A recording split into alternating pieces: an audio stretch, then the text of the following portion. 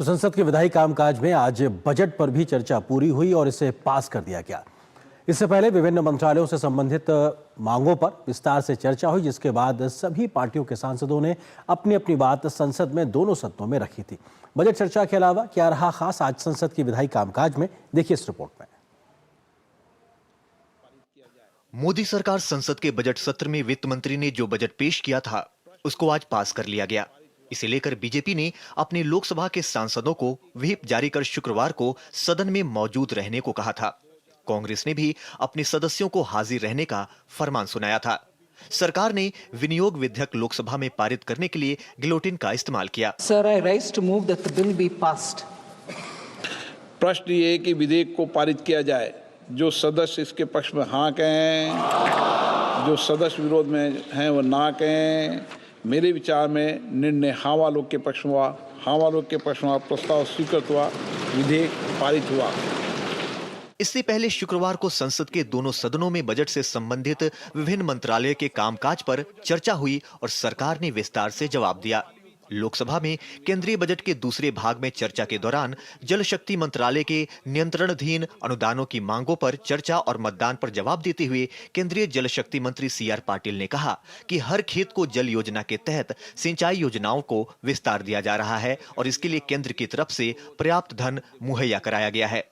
प्रधानमंत्री जी ने केवल जल शक्ति मंत्रालय की स्थापना कर पानी की अहमियत नहीं दी, बल्कि इस क्षेत्र में निरंतर निवेश और पर्याप्त सरकारी फंडिंग सुनिश्चित कर इसे पूरी तरह से समर्थन भी दिया है। उस टाइम की सरकार ने 10 साल के अंदर सिर्फ 1,02,000 करोड़ रुपए बजट में प्रावधान किए थे 10 साल में, और इसके मुकाबले में माननीय प्रधानमंत्री श्री नरेंद्र मोदी जी ने 2014 से 24 तक में 4,29,163 करोड़ उन्होंने आवंटित किए हैं।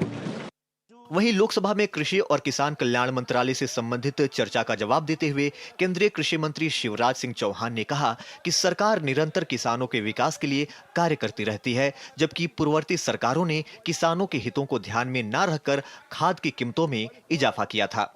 2010-11 में डीएपी का बैग 507 रुपया में मिलता था, 507 रुपया प्रति बोरी।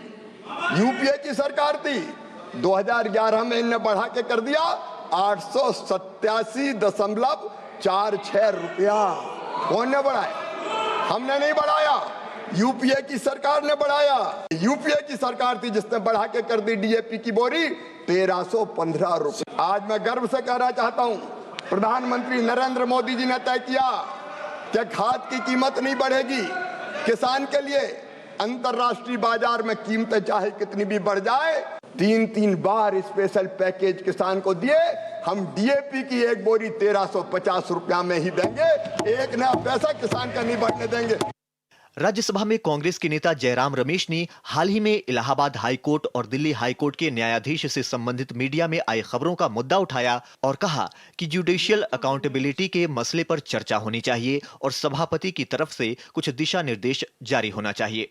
सभापति ने कहा कि इस मामले में नेता सदन की उपस्थिति और सभी सदस्यों की सहमति से चर्चा कराई जा सकती है, लेकिन उन्होंने कहा कि पूर्व में 55 सांसदों द्वारा जो रिप्रेजेंटेशन दिया गया था उसको सभी सांसदों ने गंभीरता से नहीं लिया, लेकिन सदन चाहेगा तो इस पर कुछ चर्चा होना संभव है।